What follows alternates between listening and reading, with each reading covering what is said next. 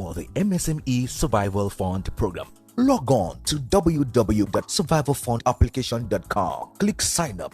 Select your registration type by clicking MSME Payroll Support. Fill in your correct details. You will receive an activation code on the mobile number and email address you registered with. You will need this code to activate your account. After you have successfully activated your account, log in and register your organization. To complete this stage, you will need your CAC number, SMIDA number, task ID, and the organization's bank account details.